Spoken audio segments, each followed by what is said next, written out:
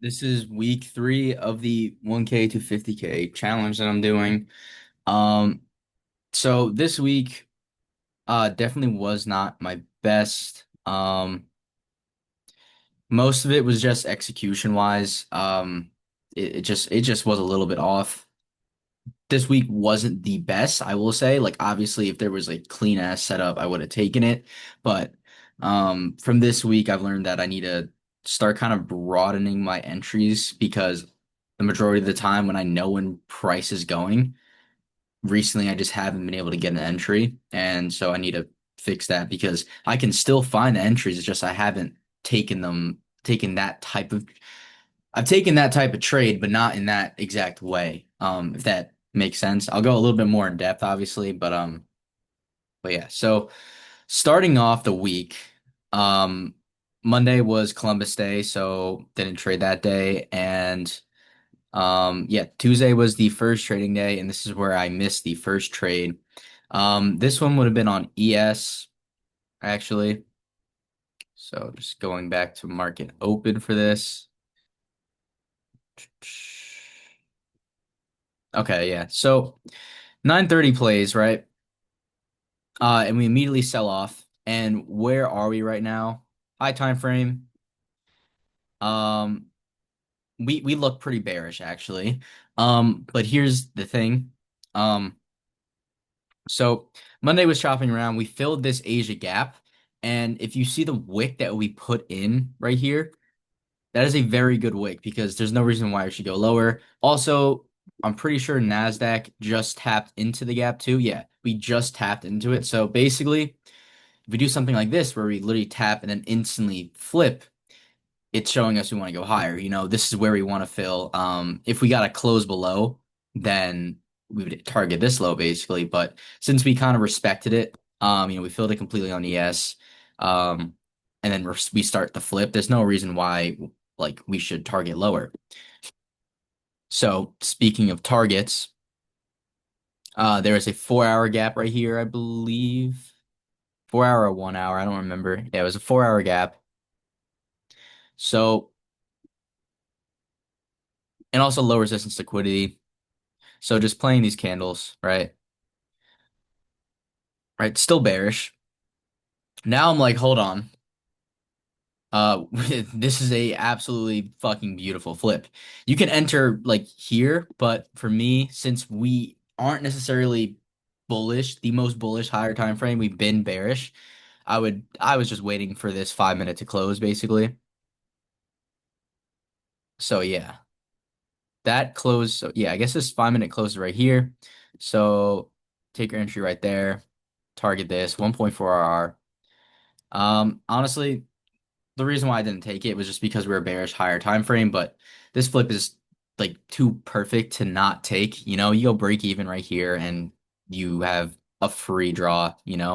Where are we gonna go to? We're gonna go to highs because of this flip, this clean displacement. There's no reason why we should go down to here, like zero reason whatsoever. So we have all the highs and we have a 4 hour gap, which higher time frame typically, if we're gonna continue lower or go higher, we're gonna probably hit that gap. So yeah, just playing out these candles, right? You go break even right there. And yeah, TP. So yeah, that was the first trade. Um again, I didn't take it because it was bearish higher time frame, but if I just watch like how the candles print and like where the displacement is, bro, like it makes a lot of sense, especially the wick down here. It was pretty clean. Um okay, and yeah, I guess I have another trade too, which was this high right here. Um we didn't stop at that 4 hour gap. We basically just continued to very strongly displace higher. So obviously I want to target some highs. Um, I don't typically trade this late, obviously, but let's see what we have here. Yeah, so okay, well, here's the thing. I'm tripping balls right now. Um, because what the actual fuck? Am I is this not Tuesday? This is fucking Tuesday. Okay. Yeah. So I just fucked up, I guess. Here. This is where the trade is. So yes, it's later in the day, but I've been watching a little longer than I should, to be honest, and it's just it's free money basically, because as long as we have volume and we're displacing and you have a clear draw, there's nothing that changes it from New York. You know, if it has the same volume, has the same like the candles are printing clean, there's no reason why you shouldn't be able to take something. So also I haven't been getting as many opportunities, so I've just been keeping an open mind, I guess you could say, but very clean area to reject. You can even limit that, but just because we are technically in a gap right now, not gonna limit. Just waiting for some sign of flipping. So still retracing 5 minute gap, probably 10 minute gap, maybe 15 minute gap. Wanting this to, okay, that's actually beautiful. This is one really good candle. It's a little early in my opinion. I'd wait for one more strong candle. So respect the gap, start flipping a little bit. Okay. That's basically the entry. I would enter there. And this is an insane RR, but you know, honestly, I probably just do 1.5 here, but play actually plays really quickly. Holy shit. So yeah, like even if you have enough volume, bro, like there's no reason why you shouldn't be able to trade a little later. So if I don't get what I get in a day and I still have a confident draw and everything, I don't really get overwhelmed with too much screen time. And also I have no life. So if I just have more opportunities and it's not gonna, I know over a long period of time, it is gonna like deteriorate my um I guess just market exposure in some way. Like if you trade you understand. But as of right now, as I'm getting more confident on my other entries, then I'm fine with taking those. So yeah, I will be keeping an eye open for plays like that. Um yeah. So next trade, I don't believe so Wednesday there was kind of something you could have taken. Um Yeah, the only reason why you could have taken this, we're in a very big gap right here, but where is it? Yeah, Nasdaq got so close to this high right here, and with the bullish flow we've been getting, there's no reason why we shouldn't take that. So mostly because of the target on NQ, I'm okay with taking this on ES. So yeah, we're ranging, right? Pretty obvious. Get kind of a flip up, and then we go back down, take out those highs, right? But again, when you get displacement like this, bro, and here's the other thing too, Nasdaq swept out these lows, ES didn't, so SMT inside of the 50-minute gap. If you respect it with these wicks, strongly flip. Why would we go lower? So this is actually a fucking banger ass trade. I'm not gonna lie, I wouldn't hold this. I would hold until Nasdaq hits the high, so I already guessed probably be like here-ish, so 1.3 R, but let's see if this hits break even actually. I didn't actually check if it hits break even. I don't think it's hitting break even. Still hold, and then bang. Okay. So another one. Again, what am I learning from this shit? Follow the displacement, like look for the strong flips. This candle for ES, an 8 point candle is pretty big. See on Nasdaq. Actually, never mind. I'm not swiping through all that. I'm not gonna lie. But yeah. So another easy trade I should have taken. Um, honestly, that even that one I'm okay with not taking just because we were in range, and obviously more times than not I want to be preserving my risk. Thursday. Mm, yeah, Thursday was just straight ass. Actually, I remember that. Generally just booty cheeks. There's nothing to take. Besides a short later on, really late, like almost one. Um, it's a pretty textbook short. So, we get heavy displacement. We have these lows down here. We're coming from a gap. So, right, you could take an entry right here, like take a short right there. Me personally, not my favorite just because of the volume isn't the best.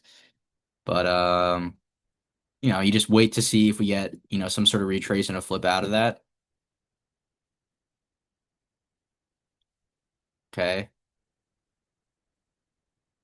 Good retrace. If we close down here, then that should be an easy short.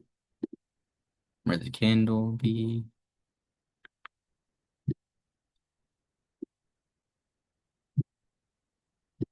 Okay, I really don't like this at this point, but this I do like. Um, it's very close to the break even, so odds are you're gonna get break even on this trade. In this case, you don't. You get edge basically, and then it hits TP. So even if like basically this is a guaranteed break even, at least like if you see those, don't be a little bitch and be like, I'm gonna go like I'm going break even too early, I'm just gonna get break even. Just like take the fucking trade, bro, and see what happens because a lot of times you'll be surprised or a lot of times you'll get fucked over, but in the end, for me personally, I need to be putting my risk on the table more. I'm more of an under trader than an over trader, definitely. So I just need to find more opportunities. And if this is the way, then this is the way because the price still moves the same exact way. It just might be a little slower, but if you still have, if you can tell by the candles that we still have room to move, then we have room to move, bro. Like that's really it. So that was that, and then Friday. Am I mad about Friday? Definitely. I was actually really pissed this day. Um, so yeah, I don't remember what my draw was, but had a confident draw higher. We get this very clean flip after, retracing down here, sweeping out a low. I think ES tapped into something, if I had to guess. No, but we were inside of these gaps that were pretty nice. So, but same thing as the other day. You get we were in a range kind of, and we just get a very strong candle, just like very strong bullish candle displacing higher. We're gonna go higher, and this day pissed me off because I basically had I was gonna market order this as soon as it hit this line, and it basically hit it, and I didn't have enough time to enter before it just went up too much.